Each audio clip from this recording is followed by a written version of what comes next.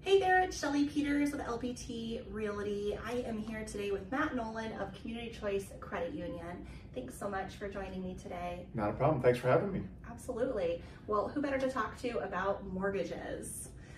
First of all, do you want to introduce yourself and Sure. let us know what your role is? Sure. My name is Matt Nolan with Community Choice. I've been in the mortgage industry for quite some time. You can tell by the gray hair.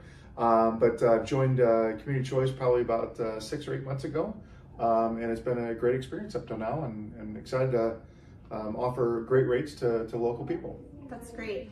And I'll say it's really convenient having Matt right here in our office in Clive, Iowa. He has just been so available and generous with his time. Yeah, it's great to be in the hub of where all the action happens. One topic I wanted to bounce off of you for our viewers today is the difference between a 30-year mortgage, which we often think is pretty standard, and other terms like 15 years, 20 years. Using myself as an example, I'm about 40 years old. I've been paying mortgages for almost 20 years. That feels pretty good to know that we'll be done before we retire. However, we might want to move into another property at some point, and it's a little daunting to think about starting over on a 30-year mortgage. So can you talk to us about the difference between like a 15 and a 30-year mortgage? Sure, I get that question quite a bit. It is. It's you feel like you're making progress, and over the years, you might have refinanced or readjusted the mortgage a little bit, especially during the early COVID time periods where a lot of people did refinance. I just kind of ran some quick numbers, and my scenario is, let's say you're looking to sell a house you've been in for a while, whether it's 20 years, whether it's 15 years. But a lot of people during the COVID years, the housing values have appreciated quite a bit. So there's a lot of people that have got quite a bit of equity built up.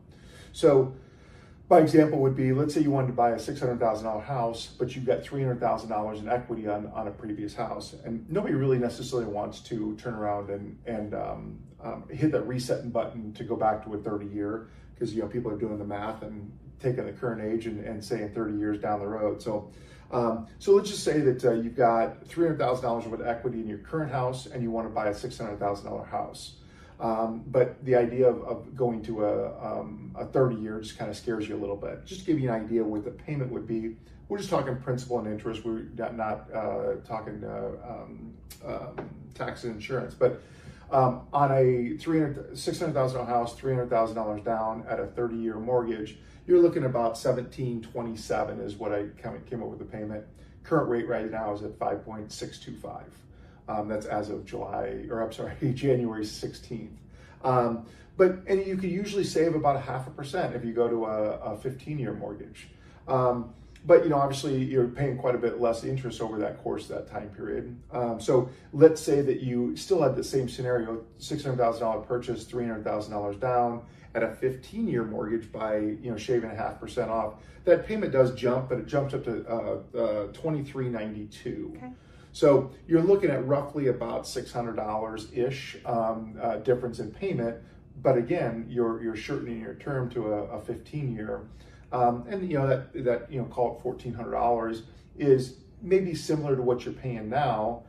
You're just moving into a newer property, and you don't have that reset button of that 30-year. You're just back to a 15-year. Mm-hmm. So right, and you're paying that interest over only the 15 years, exactly, as opposed to another 30. So I'm sure the amortization tables would show that all in all you're paying considerably less in interest. Yeah. So when you do those amortization schedules on a 15-year mortgage, how fast the principal comes down is quite astonishing. It's actually some pretty, for mortgage geeks like myself, it's kind of fun numbers to run. So, but yes, the principal does come off pretty easily on the 15-year. Well, that's great. Well, that's really helpful to keep in mind, for if anybody, just didn't even realize that there is more options than a 30-year mortgage. We're hearing it here from Matt and other lenders. Certainly would help you evaluate, 15, 20. Are there other common terms? Typically what the big one is the 15 and 30. Okay. So I will say that we do offer 20-year mortgages. My personal opinion is you don't really get the the value in the rate. So typically the rate between the 30-year and a 30-year and a 20-year is fairly minuscule. So it might be 1/8%.